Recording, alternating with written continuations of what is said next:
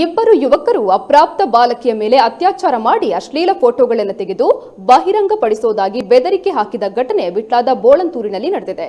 ಈ ಬಗ್ಗೆ ವಿಟ್ಲ ಪೊಲೀಸ್ ಠಾಣೆಯಲ್ಲಿ ಪೋಸ್ಕೋ ಕಾಯ್ದೆಯಡಿ ಪ್ರಕರಣ ದಾಖಲಾಗಿದ್ದು, ಬೋಳಂತೂರು ಗ್ರಾಮದ ಅಬ್ಬುಬಕ್ಕರ್ ಸಿದ್ದಿಕ್ ಹಾಗೂ ಚಪ್ಪಿ ಆರೋಪಿಗಳಾಗಿದ್ದಾರೆ. ಬೋಳಂತೂರು ಗ್ರಾಮದ ಅಪ್ರಾಪ್ತ ಬಾಲಕಿಯ ಜೊತೆ ನೆರೆಮನೆಯ ಆರೋಪಿ ಅಬ್ಬುಬಕ್ಕರ್ ಸಿದ್ದಿಕ್ ಹಾಗೂ ಆತನ ಸ್ನೇಹಿತ ಚಪ್ಪಿ ಎಂಬವರು ಫೋನ್ ಕರೆ ಮಾಡಿ ನಿನ್ನೊಂದಿಗೆ ಮಾತನಾಡಬೇಕು ಬಾ ಎಂದು ಕರೆಸಿಕೊಂಡಿದ್ದಾರೆ.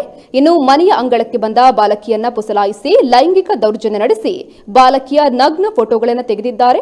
ಈ ವಿಚಾರವನ್ನ ಯಾರಿಗಾದ್ರೂ ಹೇಳಿಕೊಂಡ್ರೆ ಮೊಬೈಲ್ನಲ್ಲಿರುವ ನಗ್ನ ಫೋಟೋಗಳನ್ನು ಬೇರೆಯವರಿಗೆ ಕಳುಹಿಸುವುದಾಗಿ ಬೆದರಿಸಿದ್ದಲ್ಲದೆ ಮತ್ತೆ ಪೀಡಿಸಿದ್ದಾರೆ ಎಂದು ಪ್ರಕರಣ ದಾಖಲಾಗಿದೆ.